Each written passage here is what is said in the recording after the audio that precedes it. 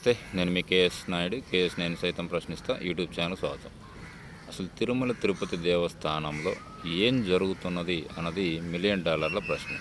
ఎందుకు పరిశీలన విభాగం కానీ, లేకపోతే సెక్యూరిటీ విభాగం కానీ, విజిలెన్స్ అధికారులు కానీ, పోలీస్ అధికారులు కానీ భద్రతా విషయంలో ఎక్కడ లోపం జరుగుతుంది? ఈ మధ్యకాలంలో వరుస ఘటనలతో తిరుమలలో చాలా కన్ఫ్యూజన్లో ఉన్నటువంటి మాట వాస్తవం.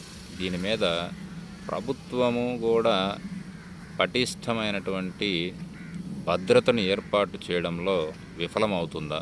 ఎందుకంటే ఈ మధ్యకాలంలో జరిగేటువంటి ఘటనలతో పాటుగా నిన్న తమిళనాడు నుంచి వస్తున్నటువంటి భక్తులు కొంతమంది కోడిగుడ్లు, నాన్ వెజ్కి సంబంధించినటువంటి ఐటమ్స్ని తీసుకెళ్లేటటువంటి తరుణంలో అలిపిరి దగ్గర చెక్ చేశారంట. చెక్ చేసినప్పుడు బయటపడ్డాయి. సరే, నిజం, కరెక్టే. మరి అంత ధైర్యంగా ఎత్తుకొస్తున్నారు అంటే ఏంటి రీజను? కావాలని కొంతమంది భక్తులు తిరుమల తిరుపతి యొక్క దేవస్థాన ప్రతిష్టను దెబ్బతీయడానికి చేస్తున్నారా? లేకపోతే భద్రతా వైఫల్యం ఉంది కాబట్టి మనం ఏం తీసుకుపోయినా ఎవరు కనుక్కోరు అనేటటువంటి ధోరణితో ఉన్నారా? ఎక్కడ లోపం జరుగుతున్నదన్నది ఇప్పటికైనా నిద్రపోతున్నటువంటి పాలక వ్యవస్థ మేల్కొకపోతే ఇంకా రానున్న రోజుల్లో ఇలాంటి దరిద్రమైనటువంటి సన్నివేశాలు ఇంకా చూడాల్సి వస్తుంది. ఇంత జరిగినా కూడా కఠినమైనటువంటి భద్రత ఏర్పాటు కానీ, భద్రత పరిశీలనలో కానీ లోపాలు ఎందుకు వస్తున్నాయి? ఇంకో ప్రశ్న కూడా అడగవచ్చు. ఈ భద్రత కఠినంగా ఉంది కాబట్టి ఇలాంటి బయటకు వచ్చినాయి కదా అని అనొచ్చు. కరెక్టే. ఆ తీసుకు వచ్చినారు అంటే ఒకటోసారి ప్రథమమా, లేకపోతే రిపీట్ అవుతుందా? ఇంతకుముందు తీసుకుపోయి ఉంటేనే కదా ఏం కాదులే, పోయినసారి తీసుకెళ్ళాము ఇప్పుడు తీసుకెళ్తున్నాం అనుకోవడానికి.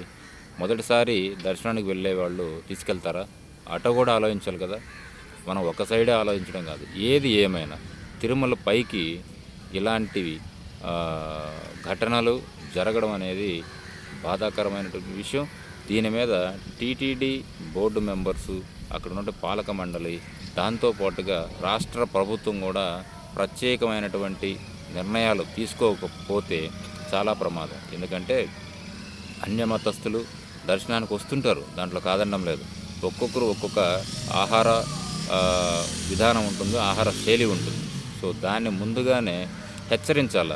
తిరుమల పైకి ఇలాంటి సంబంధించినటువంటి తినుబండారాలు తీసుకురాకూడదు అని హెచ్చరించాలా. అలాంటి హెచ్చరికలు లేవా? ఉంటే ఇలా ఎందుకు తీసుకొస్తారు? ఖచ్చితంగా ఇది ఆలోచించాల్సినటువంటి విషయం. కోటాని కోట్ల తిరుమల తిరుపతి శ్రీ వెంకటేశ్వర స్వామి యొక్క భక్తుల యొక్క మనోభావాలకు సంబంధించినటువంటి అంశాలు కాబట్టి ఇవి సున్నితమైనటువంటి అంశాలు. తేలికగా తీసుకోకుండా కొంచెం కష్టతరమైనటువంటి విధి విధానాలను భక్తులకి తెలియజేసేటట్టు మీరు ప్రచారాల ద్వారా కానీ, లేకపోతే ఇంకొక విధానం మాధ్యమాల ద్వారా కానీ భక్తులకు తెలియజేయవలసిందిగా టీటీడీకి సంబంధించినటువంటి బోర్డు మెంబర్ల మీద ఉంటుంది.